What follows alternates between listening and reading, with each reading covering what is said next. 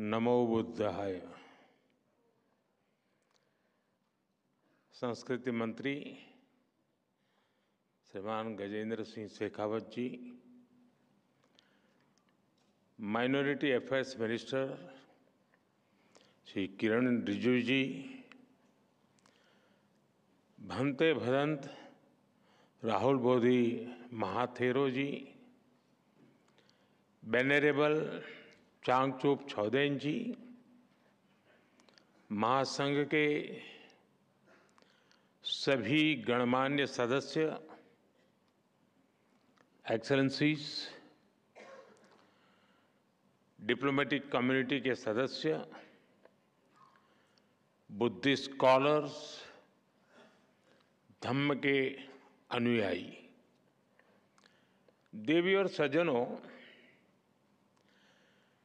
आज एक बार फिर मुझे अंतर्राष्ट्रीय अभिधम्म दिवस के कार्यक्रम में शामिल होने का सौभाग्य मिला है। अभिधम्म दिवस हमें याद दिलाता है कि करुणा और सद्भावना से ही हम दुनिया को और बेहतर बना सकते हैं। इससे पहले 2021 में कुशीनगर में ऐसा ही आयोजन हुआ था। वहां उस आयोजन में भी मुझे शामिल होने का सौभाग्य मिला था और ये मेरा सौभाग्य है कि भगवान बुद्ध के साथ जुड़ाव की जो यात्रा मेरे जन्म के साथ ही शुरू हुई है, वो अनवरत जारी है। मेरा जन्म गुजरात के उस वडनगर में हुआ जो एक समय बौद्ध धर्म का महान केंद्र हुआ करता था। उन्हीं प्रेरणाओं को जीते जीते मुझे बुद्ध के धम्म और शिक्षाओं के प्रसार के इतने सारे अनुभव मिल रहे हैं। पिछले 10 वर्षों में भारत के ऐतिहासिक बौद्ध तीर्थस्थानों से लेकर दुनिया के अलग अलग देशों तक, नेपाल में भगवान बुद्ध की जन्मस्थली के दर्शन, मंगोलिया में उनकी प्रतिमा के अनावरण से लेकर श्रीलंका में वैशाख समारोह तक मुझे कितने ही पवित्र आयोजनों में शामिल होने का अवसर मिला है। मैं मानता हूं संघ और साधकों का ये संग, ये भगवान बुद्ध की कृपा का ही परिणाम है। मैं आज अभिधम्म दिवस के इस अवसर पर भी आप सभी को और भगवान बुद्ध के सभी अनुयायियों को अनेक अनेक शुभकामनाएं देता हूं। आज शरद पूर्णिमा का पवित्र पर्व भी है। आज ही भारतीय चेतना के महान ऋषि वाल्मीकि जी की जन्म जयंती भी है। मैं समस्त देशवासियों को शरद पूर्णिमा और वाल्मीकि जयंती की भी बधाई देता हूं। आदरणीय साथियों, इस वर्ष अभिधम्म दिवस के आयोजन के एक साथ एक ऐतिहासिक उपलब्धि भी जुड़ी है। भगवान बुद्ध के अभिधम्म, उनकी वाणी, उनकी शिक्षाएं जिस पाली भाषा में ये विरासत विश्व को मिली है, इसी महीने भारत सरकार ने उसे क्लासिकल लैंग्वेज, शास्त्रीय भाषा का दर्जा दिया है। और इसलिए आज ये अवसर और भी खास हो जाता है। पाली भाषा को क्लासिकल लैंग्वेज का ये दर्जा, शास्त्रीय भाषा का ये दर्जा, पाली भाषा का ये सम्मान भगवान बुद्ध की महान विरासत का सम्मान है। आप सभी जानते हैं, अभिधम्म धम्म के निहित है। धम्म को, उसके मूल भाव को समझने के लिए पाली भाषा का ज्ञान आवश्यक है।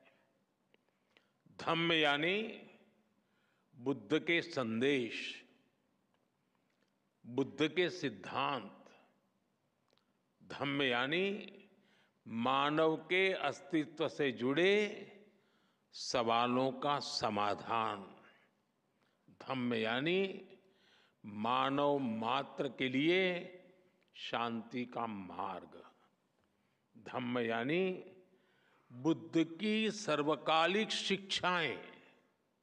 और धम्म यानी समूची मानवता के कल्याण का अटल आश्वासन। पूरा विश्व भगवान बुद्ध के धम्म से प्रकाश लेता रहा है। लेकिन साथियों, दुर्भाग्य से पाली जैसी प्राचीन भाषा, जिसमें भगवान बुद्ध की मूल वाणी है, वो आज सामान्य प्रयोग में नहीं है। भाषा केवल संवाद का माध्यम भर नहीं होती। भाषा सभ्यता और संस्कृति की आत्मा होती है। हर भाषा से उसके मूल भाव जुड़े होते हैं। इसलिए भगवान बुद्ध की वाणी को उसके मूल भाव के साथ जीवंत रखने के लिए पाली को जीवंत रखना, ये हम सबकी जिम्मेदारी है।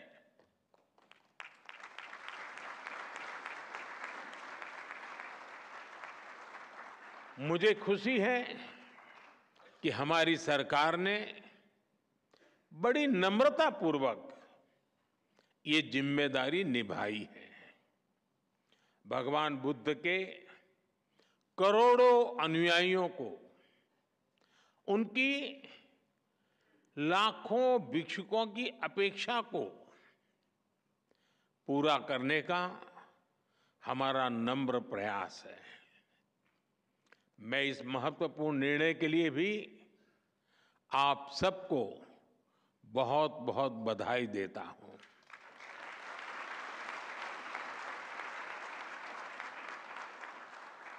आदरणीय साथियों, भाषा, साहित्य, कला, अध्यात्म, किसी भी राष्ट्र की ये धरोहरें उसके अस्तित्व को परिभाषित करती हैं। इसलिए आप देखिए, दुनिया के किसी भी देश में कहीं कुछ 100 साल पुरानी चीज मिल भी जाती है तो उसे पूरी दुनिया के सामने गर्व से प्रस्तुत करता है। हर राष्ट्र अपनी हेरिटेज को अपनी पहचान के साथ जोड़ता है। लेकिन दुर्भाग्य से भारत इस दिशा में काफी पीछे छूट गया था। आजादी के पहले भारत की पहचान मिटाने में लगे आक्रमणकारी और आजादी के बाद गुलामी की मानसिकता के शिकार लोग भारत में एक ऐसे इकोसिस्टम का कब्जा हो गया था जिसने हमें उल्टी दिशा में धकेलने के लिए काम किया। जो बुद्ध भारत की आत्मा में बसे हैं, आजादी के समय बुद्ध के जिन प्रतीकों को भारत के प्रतीक चिन्हों के तौर पर अंगीकार किया गया, बाद के दशकों में उन्हीं बुद्ध को भूलते चले गए। पाली भाषा को सही स्थान मिलने में 7 दशक ऐसे ही नहीं लगे। लेकिन साथियों, देश अब उस हीन भावना से मुक्त होकर आत्मसम्मान, आत्मविश्वास, आत्मगौरव के साथ आगे बढ़ रहा है। देश इसी बदौलत बड़े फैसले कर रहा है। इसलिए आज एक और पाली भाषा को शास्त्रीय भाषा, क्लासिकल लैंग्वेज का दर्जा मिलता है, तो साथ ही यही सम्मान मराठी भाषा को भी मिलता है।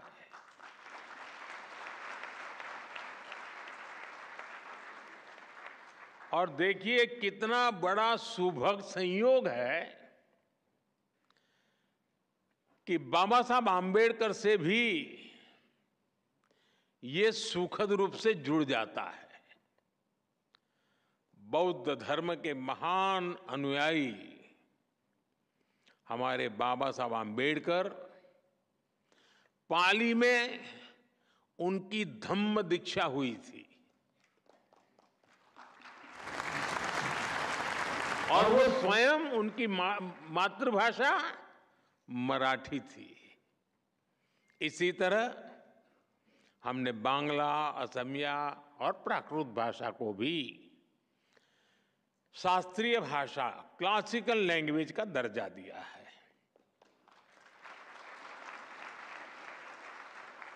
साथियों, भारत की ये भाषाएं ही हमारी विविधता को पोषित करती है। अतीत में हमारी हर भाषा ने राष्ट्र निर्माण में अहम भूमिका निभाई है। आज देश ने जो नई राष्ट्रीय शिक्षा नीति अपनाई है, वो भी इन भाषाओं के संरक्षण का माध्यम बन रही है। देश के युवाओं को जब से मातृभाषा में पढ़ाई का विकल्प मिला है, मातृभाषाएं और ज्यादा मजबूत हो रही है। साथियों, हमने अपने संकल्पों को पूरा करने के लिए लाल किले से पंच प्राण का विजन देश के सामने रखा है। पंच प्राण यानी विकसित भारत का निर्माण, गुलामी की मानसिकता से मुक्ति, देश की एकता, कर्तव्यों का पालन और अपनी विरासत पर गर्व।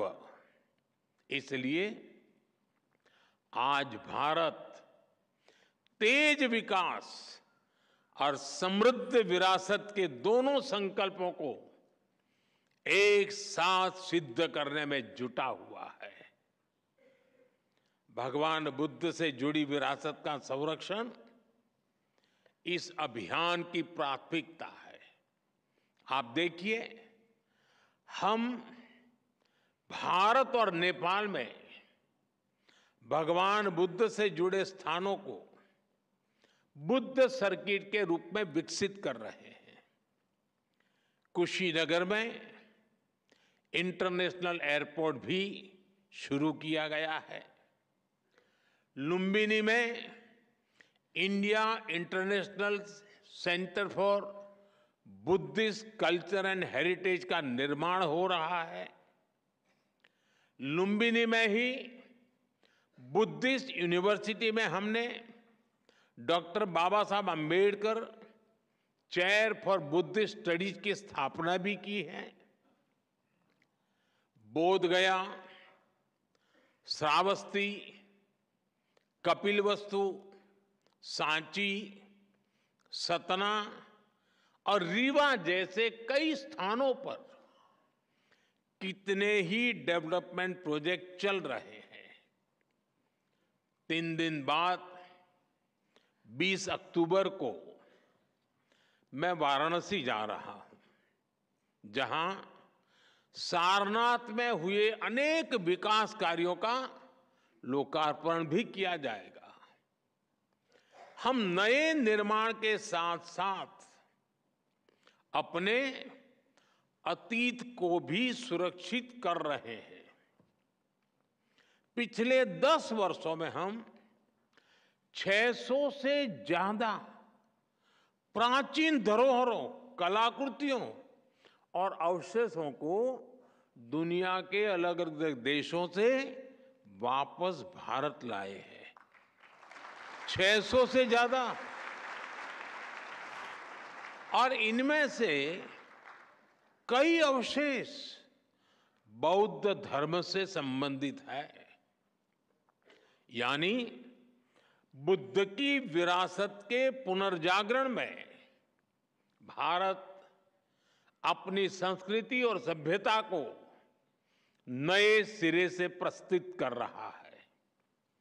आदरणीय साथियों, भारत की बुद्ध में आस्था केवल अपने लिए ही नहीं, बल्कि पूरी मानवता की सेवा का मार्ग है। दुनिया के देश जो भी बुद्ध को जानने और मानने वाले लोग हैं, उन्हें हम इस मिशन में एक साथ ला रहे हैं। मुझे खुशी है, दुनिया के कई देशों में इस दिशा में सार्थक प्रयास भी किए जा रहे हैं। म्यांमार, श्रीलंका, थाईलैंड समेत कई देशों में पाली भाषा में टीकाएं संकलित की जा रही है। भारत में भी हम ऐसे प्रयासों को तेज कर रहे हैं। पारंपरिक तरीकों के साथ साथ हम पाली को ऑनलाइन प्लेटफॉर्म्स, डिजिटल आर्काइव्स और ऐप्स के जरिए भी प्रमोट करने की तरफ आगे बढ़ रहे हैं।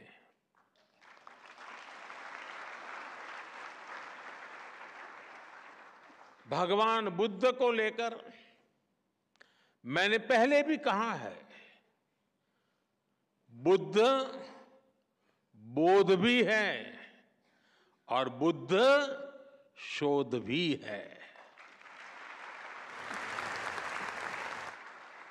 इसलिए हम भगवान बुद्ध को जानने के लिए आंतरिक और एकेडमिक दोनों तरह की रिसर्च पर जोर दे रहे हैं। और मुझे खुशी है कि इसमें हमारे संघ, हमारे बौद्ध संस्थान, हमारे भिक्षुगण इस दिशा में युवाओं का मार्गदर्शन कर रहे हैं। आदरणीय साथियों, 21वीं सदी का ये समय आज विश्व की जियोपॉलिटिकल परिस्थिति आज एक बार फिर विश्व कई अस्थिरताओं और आशंकाओं से घिरा है। ऐसे में बुद्ध न केवल प्रासंगिक है बल्कि अपरिहार्य भी बन चुके हैं।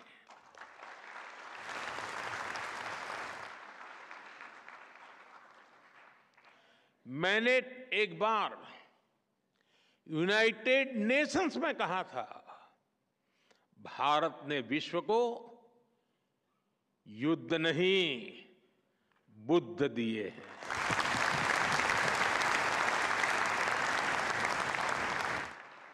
और आज मैं बड़े विश्वास से कहता हूं, पूरे विश्व को युद्ध में नहीं बुद्ध में ही समाधान मिलेंगे।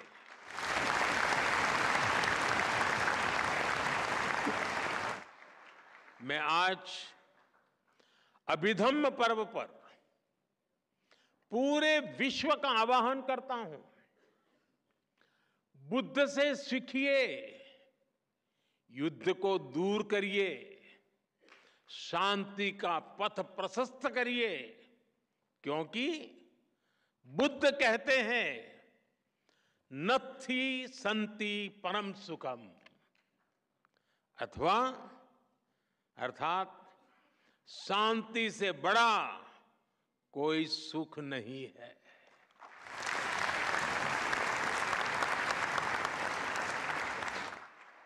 भगवान बुद्ध कहते हैं नहीं वैरेन वैरानी सम्मन्ति कुदाचनम अवैरेन च सम्मन्ति एस धम्मो सनंततो।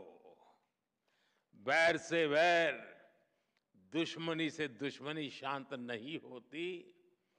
वैर अवैर से, मानवीय उदारता से खत्म होता है। बुद्ध कहते हैं भवतु सब मंगलम, यानी सबका मंगल हो, सबका कल्याण हो। यही बुद्ध का संदेश है, यही मानवता का पथ है।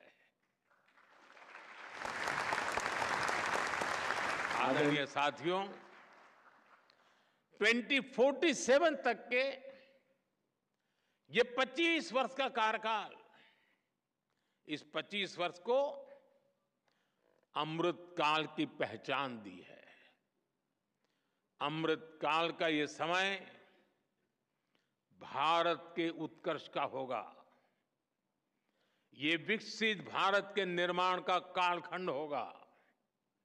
भारत ने अपने विकास का जो रोडमैप बनाया है, उसमें भगवान बुद्ध की शिक्षाएं हमारा पथ प्रदर्शन करेगी। ये बुद्ध की धरती पर ही संभव है कि आज दुनिया की सबसे बड़ी आबादी संसाधनों के उपयोग को लेकर सजग है। आप देखिए, आज क्लाइमेट चेंज के रूप में इतना बड़ा संकट दुनिया के सामने है। भारत इन चुनौतियों के लिए न केवल खुद समाधान तलाश रहा है, बल्कि उन्हें विश्व के साथ साझा भी कर रहा है। हमने दुनिया के कई देशों को साथ जोड़कर मिशन लाइफ शुरू किया है। भगवान बुद्ध कहते थे अत्तानमेव पठमन पति रूपे निवेशये, अर्थात हमें किसी भी अच्छाई की शुरुआत स्वयं से करनी चाहिए। बुद्ध की यही शिक्षा मिशन लाइफ के केंद्र में है, यानी सस्टेनेबल फ्यूचर का रास्ता हर व्यक्ति की सस्टेनेबल लाइफस्टाइल से निकलेगा। भारत ने जब दुनिया को इंटरनेशनल सोलर अलायंस जैसा मंच दिया, भारत ने जब G20 की अपनी अध्यक्षता में ग्लोबल बायोफ्यूल अलायंस का गठन किया, भारत ने जब one sun one world one grid का विजन दिया, तो उसमें बुद्ध के विचारों का ही प्रतिबिंब दिखता है।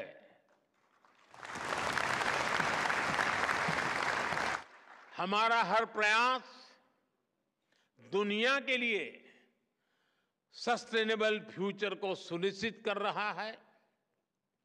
India, middle east, Europe economic corridor हो, हमारा ग्रीन हाइड्रोजन मिशन हो, भारतीय रेलवे को 2030 तक नेट जीरो करने का लक्ष्य हो, पेट्रोल में इथेनॉल ब्लेंडिंग को बढ़ाकर 20% तक करना हो, ऐसे कई तरीकों से हम इस धरती की रक्षा का अपना मजबूत इरादा दिखा रहे हैं, जता रहे हैं। साथियों, हमारी सरकार के कितने ही निर्णय बुद्ध, धम्म और संघ से प्रेरित रहे हैं। आज दुनिया में जहां भी संकट की स्थिति होती है, वहां भारत फर्स्ट रिस्पॉन्डर के रूप में मौजूद रहता है।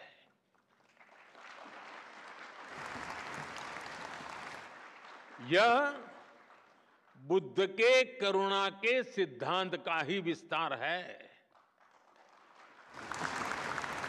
चाहे तुर्की में भूकंप हो, श्रीलंका में आर्थिक संकट की स्थिति हो, कोविड जैसी महामारी के हालात हो, भारत ने आगे बढ़कर मदद का हाथ बढ़ाया है।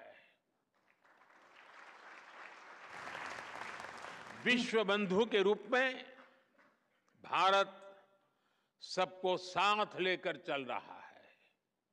आज योग हो या मिलेट से जुड़ा अभियान, आयुर्वेद हो या नेचुरल फार्मिंग से जुड़ा अभियान, हमारे ऐसे प्रयासों के पीछे भगवान बुद्ध की भी प्रेरणा है।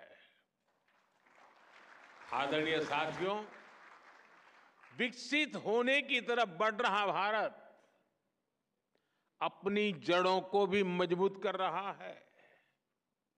हमारा प्रयास है कि भारत का युवा साइंस और टेक्नोलॉजी में विश्व का नेतृत्व करे और साथ ही हमारा युवा अपनी संस्कृति और अपने संस्कारों पर भी गर्व करे।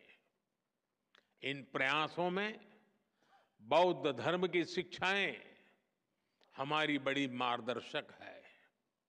मुझे भरोसा है हमारे संतों और भिक्षुकों के मार्गदर्शन से, भगवान बुद्ध की शिक्षाओं से हम सब साथ मिलकर निरंतर आगे बढ़ेंगे। मैं आज के इस पवित्र दिवस पर इस आयोजन के लिए आप सभी को एक बार फिर अनेक अनेक शुभकामनाएं देता हूं।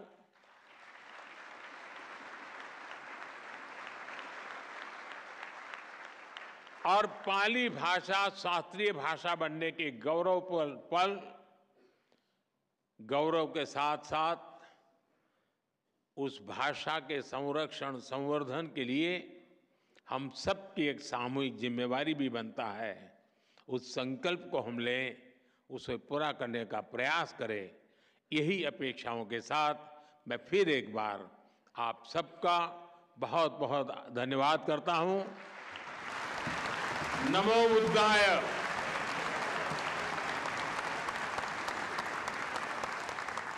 बहुत